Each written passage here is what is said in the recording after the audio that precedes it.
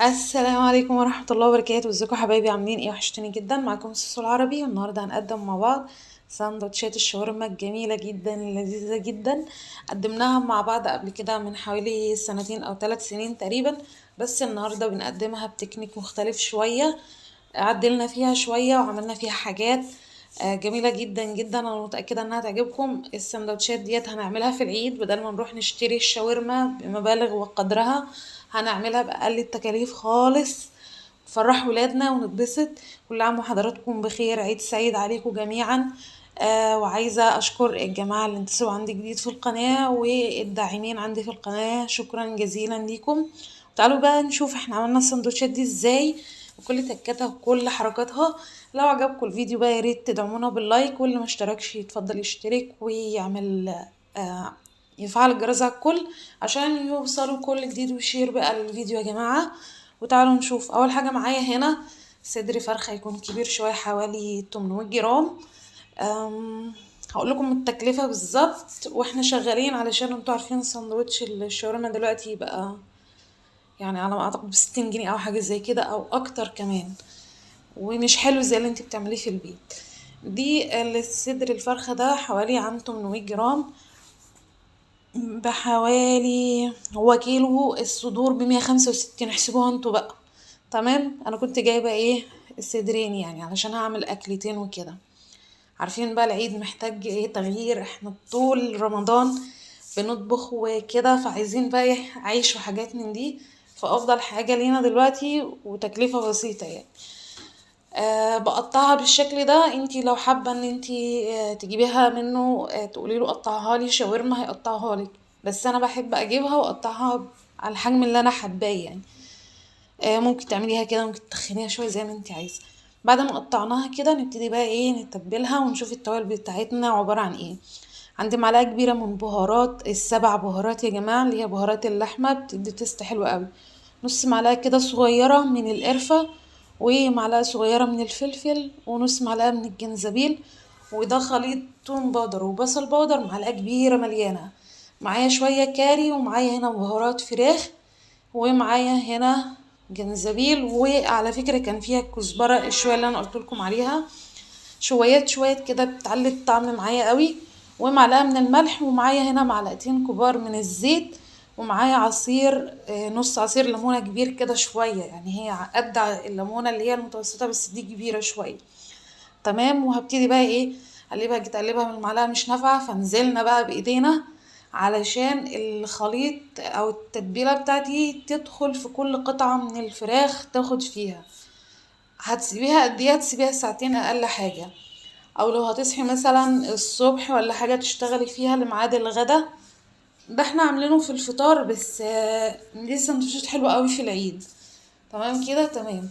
ممكن تبيتيها ليلة في التلاجة، كل ما هتحطيها في التتبيلة اكتر كل ما هتديكي تيست اعلى واجمل كمان.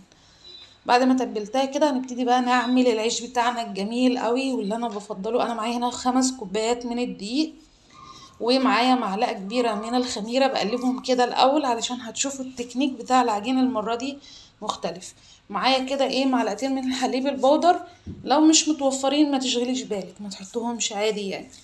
وهنعمل كده ايه حفرة في النص بالشكل ده، عشان هنحط معانا معلقة كبيرة، معلقتين كبيرة من السكر، معلقتين بالظبط سكر، ونص معلقة من الملح. تمام، اللي هي نص معلقة صغيرة. وهنحط علبة زبادي. تمام. بعجنها بالزبادي، وهحط بقى كمان ايه الطعم الجميل قوي اللي بيخليها حلوة كده وطرية وما تنشفش منك. السمنة. بنحط سمنة، ممكن نستبدلها بزبدة، ممكن نستبدلها بزبدة، ممكن نستبدلها بزيت، ممكن نستبدلها بزيت.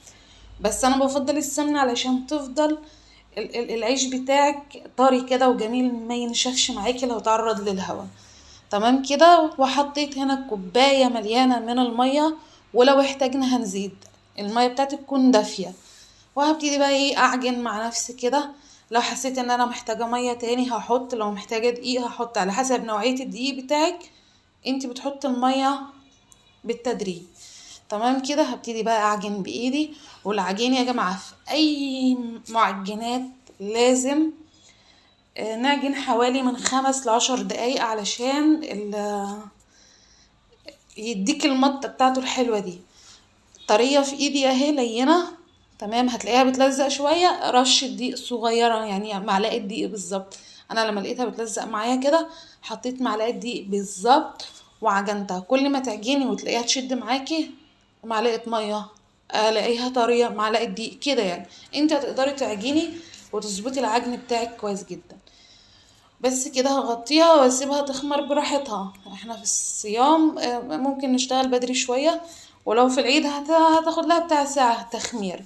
هي خمرت كده بالشكل ده، هي كانت نص خميرة، ما سبتهاش تتخمر قوي لان انا بخمرها تاني بعد ما ابتدي افردها معاكم. شوفوا بقى انا بقطعها ازاي.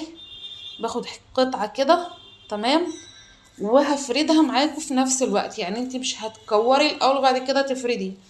انا كنتش عارفه ان انا ايدي بعيد كده. معلش بقى، الصيام بيعمل اكتر من كده. شايفين؟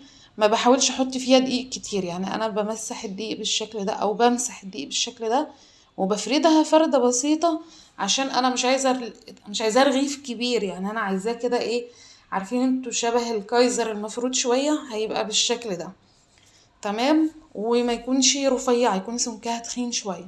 بعد ما هتتخن هتلاقوها يعني ارتفعت معانا، وهتشوفوها في التسوية دلوقتي. بوريلكم كمان واحدة، انا مش فاكرة وريت لكم واحدة ولا اتنين. المهم كل ما بعمل واحدة او حاجة بغطيها. بيبقى عندي الكيس بتاعي او الشال بتاعي او ايا كان او الفوطة، تمام، وتغطيها. لو غطيتيها بالفوطة بتختمر بسرعة اكتر من الكيس على فكرة، لان انا عملت شوية دول وعملت شوية تانيين، تمام، وغطيتهم بفوطة فكانت اعلى.